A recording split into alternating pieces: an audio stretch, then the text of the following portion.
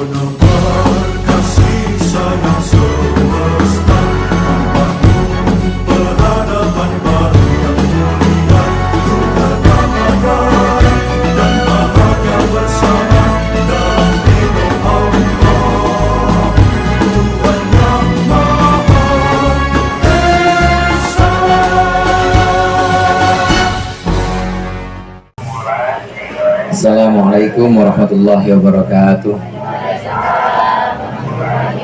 Bismillahirrahmanirrahim. Alhamdulillahilladzi hadana lihada wa ma kunna linahtadiya laula an hadanallah. Asyhadu an la ilaha illallah wahdahu la syarikalah wa asyhadu anna Muhammadan abduhu wa rasuluh. Allahumma shalli ala sayyidina Muhammadin abdika wa nabiyyika wa rasulika nabiyil ummiyyi wa ala alihi wa sahbihi wa sallim taslima biqadri azamati dzatika fi kulli waqtin wa hin. Amma ba'du. Segenap ibu hajjah, para ustadzah, jamaah majlis taklim Rabu sore Al-Hilal Khairi Anam yang dirahmati oleh Allah. Pada sore hari ini kita bertemu kembali untuk melaksanakan pengajian kita.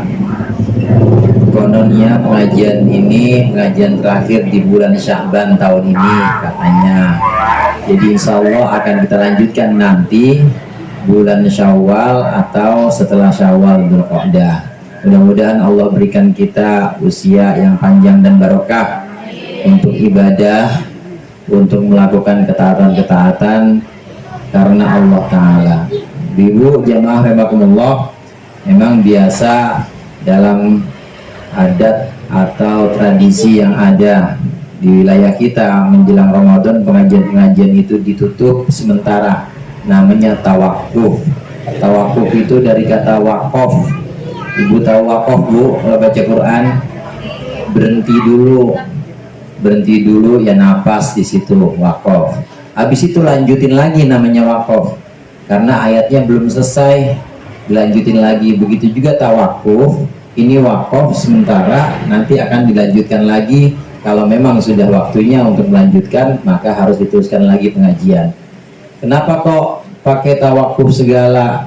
Kenapa kok pakai berhenti sementara? Ini ada yang mengatakan untuk lebih fokus lagi ibadah Ramadan, supaya malam-malam Ramadan kita benar-benar fokus ibadah taraweh, supaya sore-sore begini fokus ibu-ibu bikin kolak, supaya siang-siang ibu fokus baca Al-Quran, supaya pagi-pagi ibu fokus untuk ibadah-ibadah sunnah yang lain, sholat duha.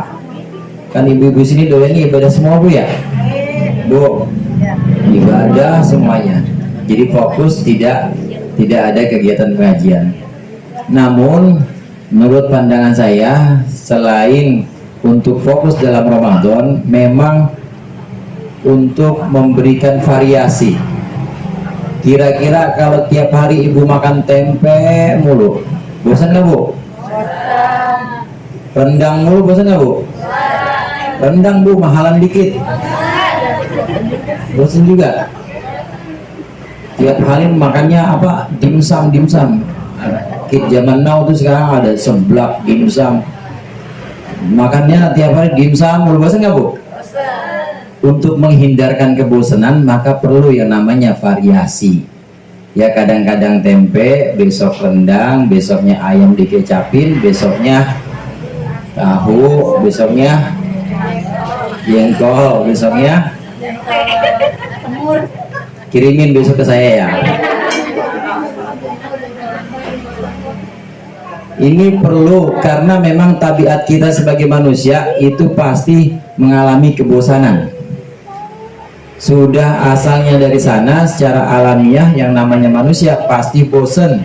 Maka perlu yang namanya variasi, perlu yang namanya keanekaragaman. Begitu juga dalam ibadah, Bu. Begitu juga dalam ibadah. Diperbolehkan kita kalau mengalami kebosanan, kita diperbolehkan untuk melakukan ibadah-ibadah lain. Catatannya ini untuk yang sunnah. Kalau yang wajib nggak ada bosan, nggak boleh bosan. Sholat wajib ya sehari cuma berapa kali, Bu? 5 waktu. Jangan kata bosan, itu nggak boleh. Puasa Ramadan setahun berapa kali? cuma 30 atau 29 hari doang. Nggak boleh bosan kalau yang wajib-wajib. Tapi yang sunnah-sunnah, ibu duha terus misalnya, atau ibu baca Quran terus, itu kalau sewaktu-waktu bosan, asalnya duha ibu 8 rakaat, boleh dikurangin, ganti duhanya 2 rakaat, terus diganti dengan ibadah lain. Habis sholat duha pengen sedekah, jalan-jalan rumah yatim, boleh. Ini namanya untuk menghindari kebosanan. Nah demikian juga dengan tawakuf, Bu. Hubungannya dengan tawakuf ini untuk menghindarkan kebosanan. Kalau ngajinya tiap hari Rabu ketemunya sama saya lagi, Safinah lagi, bosen lama-lama ibu. Bosen nggak, Bu? Ah, depan saya aja ngomong gitu, tapi di rumah ngomongnya lain. Maka diperlukan yang namanya variasi. Di pondok-pondok pun demikian. Di pondok-pondok pesantren itu ada variasi. Menjelang Ramadan pengajian rutin ini biasanya berhenti dulu, nanti masuk bulan Ramadan ada pengajian lagi, cuma lebih banyak bahkan, dan bentuknya tidak pengajian yang biasa rutin dalam 11 bulan kemarin. Biasanya yang dibahas Safinah, tafsir Jalalain misalnya, sama Wasiatul Mustafa misalnya, 3 itu aja diulang. Wasiatul Mustafa, hadis, kemudian fikih dan tafsir, terus tiap hari itu. Maka di bulan puasa ditutup, kemudian dibuka lagi dan dibanyakin lagi. Yang 3 itu kitabnya nggak ada, tapi dengan kitab-kitab yang lain, kitab Uqudul Lujain misalnya, kemudian ditambah kitab Nahunya Jurmiyah, ditambah banyak, makin banyak. Ini untuk membuat variasi supaya tidak bosan kitabnya itu aja. Maka menurut pandangan saya, tawakuf ini selain lebih fokus kita ke bulan Ramadan, maka untuk menghindarkan kebosanan, supaya ibu nggak bosan nama saya, atau saya nggak bosan sama ibu. Enggak, Bu, kalau saya insya Allah nggak bosan, asal ada makanannya aja. Tiap Rabu dikirimin, ada Rabu dikirimin. Untuk menghindarkan kebosanan maka perlu yang namanya variasi. Nah selepas tawakuf ini, maka ibu bisa cari model pengajian yang lain. Artinya tidak harus setiap hari Rabu, bahkan ibu bisa tiap hari ngaji. Tiap hari ibu dengerin pengajian, boleh dari radio, boleh dari YouTube, boleh dari yang lain-lain, asal ada teman yang diajak bertanya aja. Maka lebih banyak lagi sumber-sumber ilmu dibanding yang ada di bulan-bulan sebelumnya. Di Ramadan memang ibu harus lebih banyak lagi. Nanti sholat subuh ada kuliah subuh, habis Ramadan atau habis taraweh nanti ada kuliah Ramadan kultum namanya, kuliah 70 menit, sejam lebih itu. Ada yang belum buka lemes-lemes dah, belum buka 70 menit dia ceramahnya, kuliahnya. Habis zuhur kadang-kadang juga ada yang kuliah 70 menit. Maka ini variasi-variasi inilah yang diharapkan supaya tidak ada atau terhindar dari kebosanan. Maka ibu bisa cari ilmu dari tempat mana aja. Ini yang namanya tawakuf. Ini pertama yang ingin saya sampaikan. Kemudian yang kedua, ibu-ibu, memang dalam mengaji itu yang paling utama kumpul. Yang paling utama itu bareng dengan jamaah-jamaah yang lain. Kalau ngaji sendiri, ibu dengerin YouTube misalnya, atau baca dari Google, ada baiknya, cuma ada buruknya juga. Beda dengan ngaji jamaah, beda dengan zikir jamaah. Ada satu hadits qudsi, Rasulullah menceritakan bahwasannya Allah, ini ceritanya Rasulullah, bahwasannya Allah memiliki malaikat-malaikat yang tugasnya itu keliling kampung. Maka malaikat-malaikat itu mencari mana ada majlis taklim, ada majlis zikir apa enggak di kampung itu. Kalau ada majlis zikir, kalau ada majlis taklim yang di situ dikumandangkan nama-nama Allah, dipuji nama-nama Allah, kemudian dipanjatkan doa-doa kepada Allah, Maka malaikat kemudian lapor kepada Allah, ya Allah, ini di Ceger, Jurang Mangu Timur, di RT 3, RW 3, RT 3 sini ya, ada pengajian, dilaporin. Laporkan oleh malaikat kepada Allah. Kemudian Allah tanya kepada malaikat itu, hai malaikat-malaikatku, mereka itu memuji siapa? Kemudian malaikat jawab, ya Allah, mereka memujimu, mereka mengagungkan dan membesarkan namamu, kata malaikat. Itu jamaah yang pada kumpul memuji namamu, membesarkan namamu, ya Allah. Kemudian Allah balik bertanya, apakah mereka sudah pernah melihat aku? Kata Allah. Kemudian malaikat jawab, belum ya Allah, mereka tidak melihatmu. Malaikatku, bagaimana kalau mereka melihat aku langsung? Kata malaikat, tentu mereka akan lebih rajin lagi memujimu, akan lebih rajin lagi ibadah kepadamu. Ini manusia, Bu. Manusia imannya dibanggakan oleh Allah, karena manusia tidak pernah melihat Allah tapi ibadah kepada Allah. Tidak pernah langsung bertemu Allah tapi selalu memuji Allah. Kayak jamaah sini hari Rabu semua, ada yang pernah lihat Allah? Bu, pernah lihat Allah nggak? Tapi ibu sholat nggak? Sholat. Itu yang dibanggakan oleh Allah kepada para malaikatnya. Lah kalau malaikatnya mah maklum, wajar aja kalau malaikat imannya kuat. Nggak perlu dibanggakan imannya malaikat kuat, karena memang malaikat melihat Allah langsung. Jadi memuji Allah benar-benar dengan pujian sesungguhnya karena melihat langsung. Sedangkan manusia, sedangkan jamaah yang zikir, yang dalam taklim, ini memuji Allah tapi tidak pernah melihat Allah. Inilah iman yang benar-benar dibanggakan oleh Allah di depan para malaikatnya.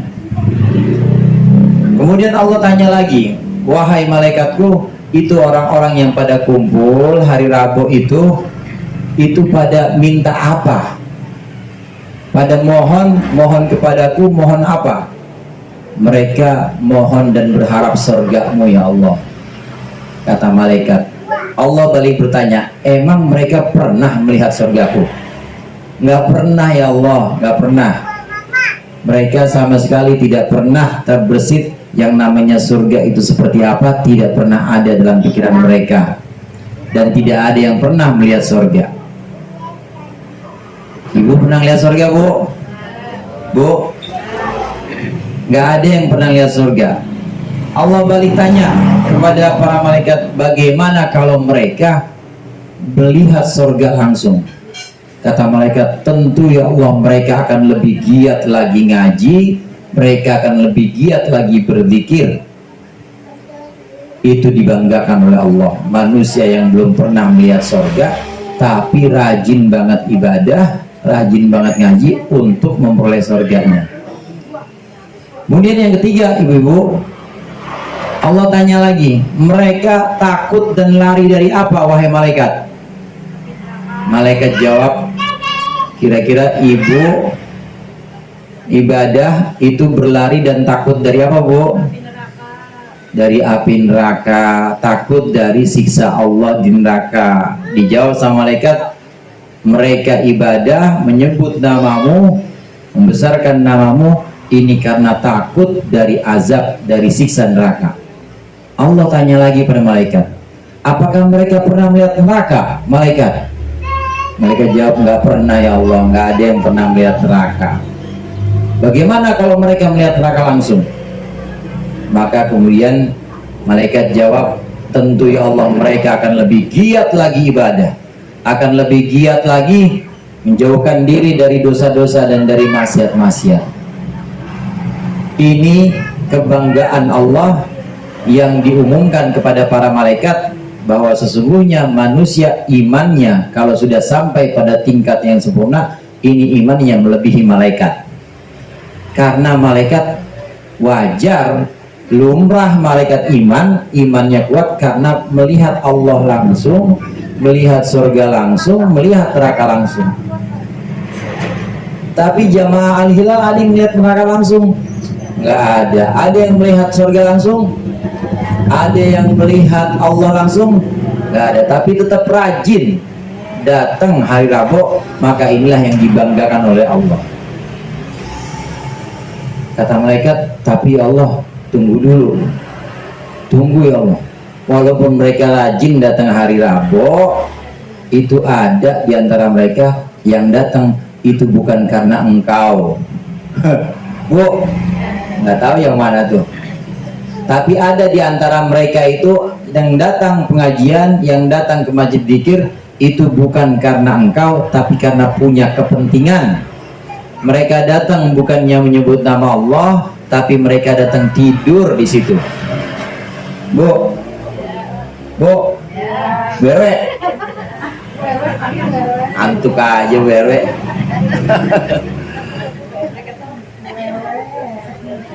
Ada di antara mereka yang datang tapi mereka tidur, datang tapi punya kepentingan bukan karena engkau mereka datang.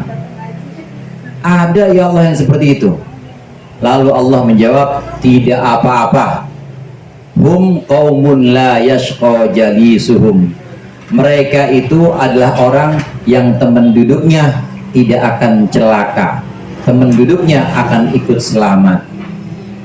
Ibu-ibu jamaah rahimakumullah, dari sini bisa kita ambil pelajaran kalau ngaji kita berjamaah. Andai ada satu orang yang tidur, tetap dapat pahala semua. Amin. Andai ada satu orang yang datangnya bukan karena Allah, tetap Allah anggap itu sebagai ibadah. Amin. Jadi diangkat pahalanya, diangkat kebaikannya karena barokahnya jamaah, karena barokahnya kumpul-kumpul bareng-bareng. Itulah sebabnya tadi saya katakan ngaji itu baiknya kumpul dengan jamaah. Karena barokahnya jamaah, maka orang yang tadinya tidak khusyuk ikut dapat khusyuknya dan juga diangkat pahalanya sebagai orang khusyuk. Orang yang tadinya ngantuk tetap dapat pahala karena dihitung pahalanya orang yang tidak ngantuk. Ini barokahnya jamaah. Jangan kita ngaji sendirian di YouTube, karena YouTube tidak akan bisa ngangkat barokah itu. Jangan kita ngaji sendiri di Google misalnya, atau dengerin TikTok, karena TikTok dan Google tidak akan bisa mengangkat barokah itu. Kalau kita ngantuk beneran udah nggak ada pahala. Kalau kita bukan karena Allah, ya benar-benar nggak akan dicatat sebagai pahala. Tapi barokahnya jamaah, kumpul-kumpul di masjid, dengerin kuliah Ramadan, dengerin kuliah subuh, meskipun ibu sambil ngantuk, meskipun ibu bukan karena Allah, itu akan tetap dicatat sebagai pahala di sisi Allah. Amin ya rabbal alamin. Ini barokahnya jamaah, kumpul-kumpul kita di pengajian-pengajian, di majlis-majlis taraweh, di majlis-majlis subuh, karena akan bisa terangkat semuanya. Meskipun ada yang ngantuk, meskipun ada yang kurang di antara jamaah. Ini yang kedua, Bu. Kemudian yang ketiga, ini kue banyak amat. Kayaknya sisa nisfu tadi malam ya? Nggak pakai kue nisfu ya? Nasi uduk kali ada, nasi uduk. Tadi malam kita melaksanakan nisfu Sya'ban. Nisfu itu artinya separuh, Bu.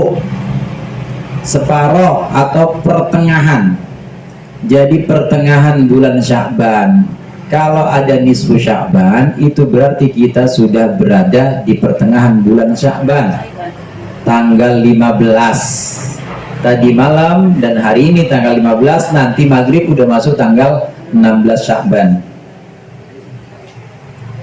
Tentang nisfu Sya'ban ini, para ulama mengatakan bahwa ayat yamhullahu ma yasha'u wa yuthbit wa indahu ummul kitab, Allah menghapus apa yang Allah kehendaki dan Allah menetapkan apa yang Allah kehendaki. Wa indahu ummul kitab, dan di sisi Allah sajalah catatan semua, catatan kitab atau induk catatan kitab-kitab makhluknya. Para ulama menafsirkan ayat ini bahwasannya di malam nisfu Sya'ban ini Allah menentukan, Allah menetapkan keputusan-keputusannya selama setahun. Di antaranya para ulama ini mengambil satu pendapat, yaitu pendapat sahabat Ibnu Abbas. Ibu kenal sahabat Ibnu Abbas, Bu? Bu, namanya Abdullah Ibni Abbas atau Ibnu Abbas, Abdullah bin Abbas. Abdullah anaknya Abbas. Abbas itu paman Rasulullah, Abbas bin Abdul Muttalib. Ayah Nabi Abdullah bin Abdul Muttalib. Jadi Abbas adalah paman Nabi Muhammad. Paman Nabi Muhammad punya anak namanya Abdullah bin Abbas, dikenalnya dengan Ibnu Abbas, anaknya Abbas.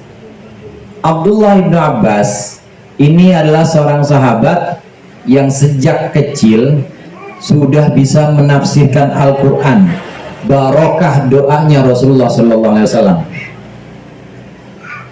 Ibnu Abbas sejak kecil, sebelum usia balik, masih usia sekitar 6 atau 7 tahun, ini sudah didoakan oleh Rasulullah, Allahumma faqihhu fiddin wa 'allimhu ta'wil. Ya Allah, berikanlah dia kecerdasan dalam agama, wa 'allimhu ta'wil, dan ajarkanlah kepadanya takwil atau menafsirkan Al-Quran. Saya cerita lagi yang lain nih. Tadi siang udah pada makan kan, Bu? Jadi belum lapar kan? Saya masih agak lama ngomongnya soalnya. Saat surat An-Nasr turun, surat An-Nasr yang gimana awalnya? Idza jaa nasrullahi wal fath wa ra'aitan nasa yadkhuluna fi dinillahi afwaja fasabbih bihamdi rabbika wastaghfir innahu kana tawwaba. Ayat ini turun ketika telah datang pertolongan Allah dan fatah atau penaklukan Mekah. Mekah sudah ditaklukkan, Nabi Muhammad sudah bisa masuk Mekah. Dari Madinah masuk ke Mekah dalam keadaan selamat, tidak ada perlawanan. Mekah semua tunduk di tangan Nabi Muhammad dan pasukan muslimin. Ketika telah datang kemenangan, pertolongan Allah dan kemenangan berupa Fatu Mekah, fasabbih bihamdi rabbika wastaghfir wa ra'aitan nasa yadkhuluna fi dinillahi afwaja. Dan engkau melihat Muhammad, lihat orang-orang masuk ke dalam agama Islam berbondong-bondong. Orang musyrik Mekah yang saat itu ada di Mekah masuk agama Islam tanpa perlawanan, tanpa pertumpahan darah, berbondong-bondong orang musyrik masuk agama Islam. Fasabbih bihamdi rabbika wastaghfir, maka sucikanlah nama Tuhanmu dan mohonlah ampunan, innahu kana tawwaba, sesungguhnya dia Tuhanmu itu adalah Tuhan yang maha menerima taubat. Ini terjadi tahun 10 Hijriah, setelah usia Rasulullah kira-kira 63 tahun. Turun ayat ini, Bu. Ayat ini turun setelah datang pertolongan Allah, telah datang kemenangan, kemudian sahabat-sahabat diam semuanya. Maka Ibnu Abbas, sahabat Rasulullah yang saat itu masih kecil, itu mengatakan, ini kalau ayat ini sudah turun, berarti Rasulullah sebentar lagi akan wafat.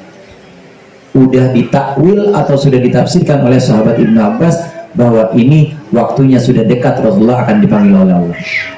Nah, sahabat-sahabat lain tidak ada yang bisa menafsirkan ini, tapi Ibnu Abbas bisa menafsirkan ini.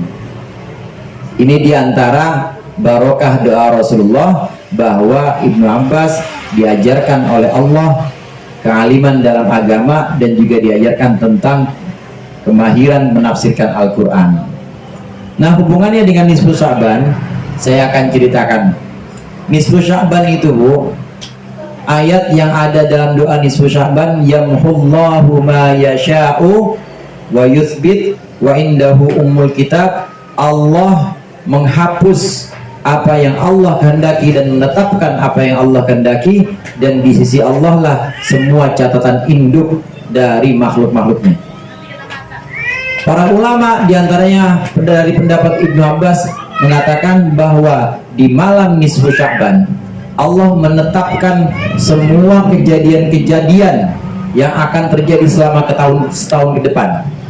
Tadi malam sudah Allah tetapkan tentang jodohnya seseorang, tentang matinya seseorang, tentang rizkinya, dan juga tentang selamat atau celakanya seseorang. Ini Allah tetapkan mulai setahun ke depan, dari tadi malam untuk 1 tahun ke depan.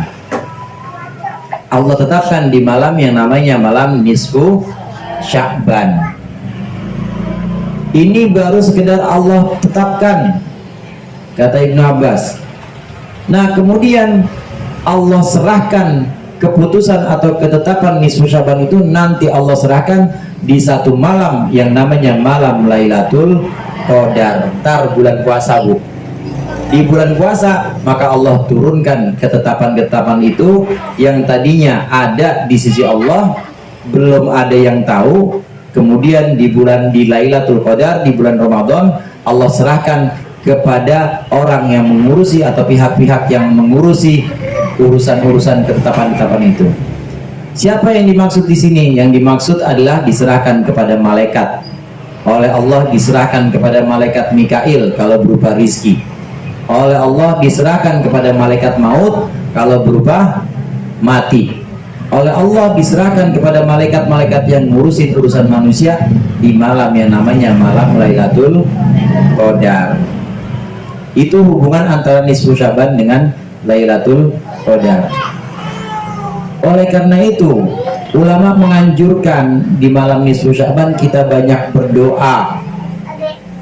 Di antaranya doa-doa yang kalau saya artikan dari doa nisfu Sya'ban itu isinya, ya Allah, jika engkau menulis catatanku sebagai orang yang seret rezekinya, sebagai orang yang celaka, sebagai orang yang tidak beruntung, maka hapuslah. Jika engkau tulis aku sebagai orang yang selamat, sebagai orang yang banyak rizkinya, maka tetapkanlah. Itu isi doanya, Bu. Cakep nggak Bu doanya, Bu? Cakep nggak, Bu? Itu doa malam nisfu Sya'ban.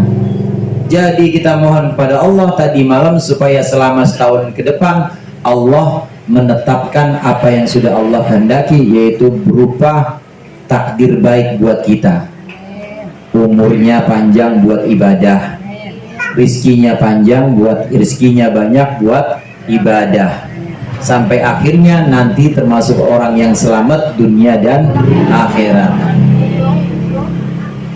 Amalan-amalan yang dilakukan oleh para ulama seperti baca Yasin 3 kali, kemudian bawa air, ini adalah termasuk amalan-amalan yang dianjurkan. Pertanyaannya, emang Nabi pernah ngajarnya seperti itu? Enggak pernah, Bu. Bu, nggak pernah. Dicari hadisnya, dicari sunnahnya nggak bakal ada. Hanya saja ulama sepakat, diantaranya Syekh Alwi bin Maliki dari Makkah, yaitu ayahnya Syekh Muhammad bin Alwi al-Maliki dari Makkah. Ini mengatakan, mengutip pendapat bahwasannya boleh kita mengamalkan hadis, boleh kita mengamalkan sunnah, mengamalkan perkataan-perkataan Nabi yang hubungannya dengan keutamaan amal, selama hadis itu tidak menghalalkan yang haram, tidak mengharamkan yang halal, maka boleh kita amalin hadis-hadis seperti itu. Memang kalau dalam urusan hukum halal, hukum haram, harus pakai hadis-hadis sahih, harus pakai hadis-hadis yang kuat. Tapi di luar hukum, di luar kasus-kasus halal dan haram, maka kita boleh ngamalin yang namanya fadhailul a'mal. Kita boleh ngamalin yang namanya hadis tentang nisfu Sya'ban, boleh ngamalin yang namanya hadis tentang maulid, boleh ngamalin yang namanya hadis tentang semua keutamaan-keutamaan amal seperti ziarah dan lain sebagainya. Meskipun hadisnya bukan masuk dalam hadis yang kuat, Tapi untuk mengamalkan hadis yang tidak ada hubungannya dengan halal haram boleh. Kalau bukan urusan hukum maka kita boleh pakai hadis meskipun dhaif. Walaupun lemah karena bukan kasus hukum, maka kita perbolehkan. Ini yang namanya hadis-hadis tentang fadhailul a'mal atau tentang keutamaan-keutamaan amal. Ziarah, sedekah buat orang meninggal, itu hadisnya memang tidak sahih, tapi kita boleh mengamalkan karena bukan urusan halal haram. Nah, lain lagi kalau urusan halal haram, urusan ibadah harus pakai hadis sahih. Tapi kalau urusan tentang fadhailul amal maka boleh kita melaksanakan hadis-hadis meskipun tidak sahih.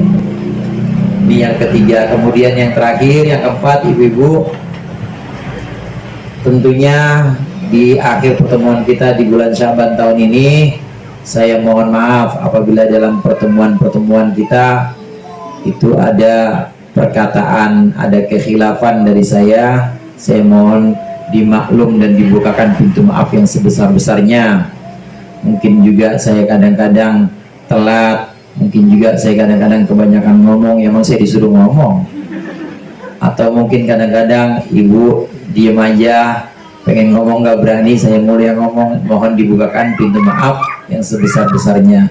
Mudah-mudahan Allah memberikan keberkahan kita di bulan Sya'ban ini, Allah sampaikan kita kepada Ramadan, dan Allah bimbing kita untuk melaksanakan ibadah-ibadah hingga selesai Ramadan, dan Allah pertemukan kita lagi nanti pada pengajian setelah bulan Syawal.